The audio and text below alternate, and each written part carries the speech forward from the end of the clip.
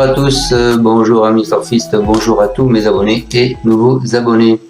On est là pour faire le pronostic du quintet de demain à Vincennes, avant ça faire l'arrivée d'aujourd'hui. Donc aujourd'hui c'était à Deauville, l'arrivée le 3, le 9, le 12, le 14 et le 4. Dans ma sélection 6 sur internet, écoutez, je vais remplacer moi mon 16 par le 12. Seulement il n'y a que mes abonnés qui le savaient, bien sûr. Donc je donne le 12, le 14 et le 4. Et il manque le 3 et le 9 pour avoir le quintet.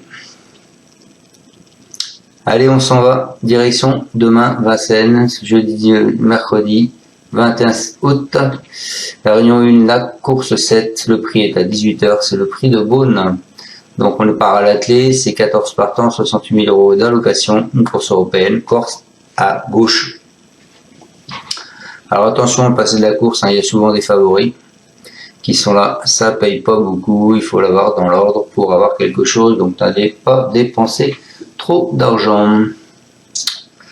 Allez, écoutez, on part avec mon pronom, moi je pars en tête avec le 12, c'est Happy Danicia. En dernier lieu, cet élève d'Alexis Garando a lutté jusqu'au bout pour la victoire.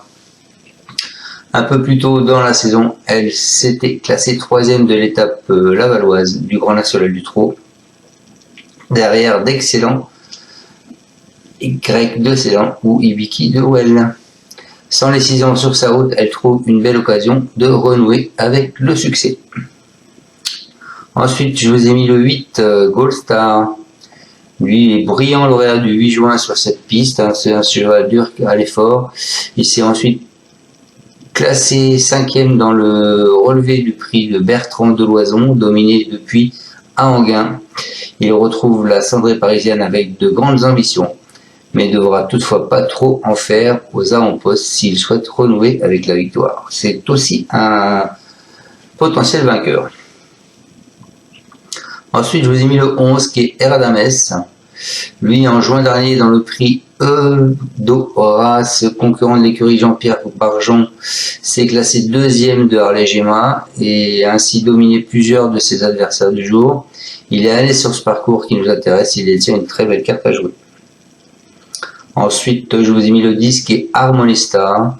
Lui, le mois dernier à Argentan, c'était une jument de l'écurie des Charmes, s'est imposée avec beaucoup d'autorité et notamment dominé Grid of Madrid le 7, qu'elle retrouve. Même si elle est absente depuis plusieurs semaines, elle possède incontestablement la pointure d'une telle épreuve.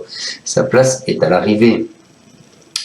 Ensuite, ce ne sera pas le cheval de tout le monde, je vous ai mis le 9, Fée Lucernaise, car il était très malheureux à sa dernière course. C'est un pensionnaire de Michael Charuel.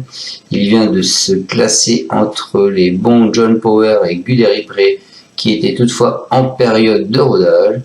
Au printemps, sur cette même piste, elle s'était classée 2e d'un quintet et avait dominé plusieurs de ses adversaires du jour. Sans avoir une grande marge de manœuvre, elle a son mot à dire pour les places. Et ensuite, et pour finir ma sélection, je vous ai mis le 13 qui est Sarah Jaburn. Dominé lors de sa rentrée dans le convoité prix de Palais de Chaillot, ce second atout de Dominique Lopneu possède toutefois de très bonnes lignes et de sérieux arguments à faire valoir. Il est certainement monté en condition physique et pourrait bien refaire parler de lui.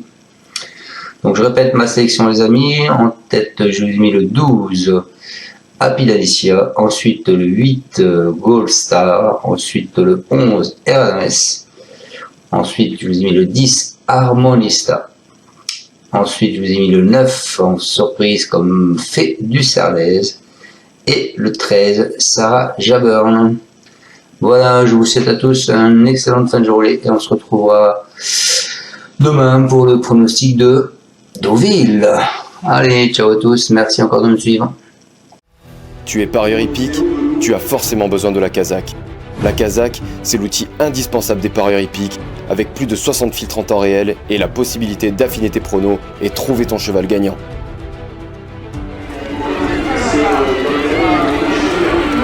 La Kazakh, l'outil indispensable des parieurs hippiques et des passionnés.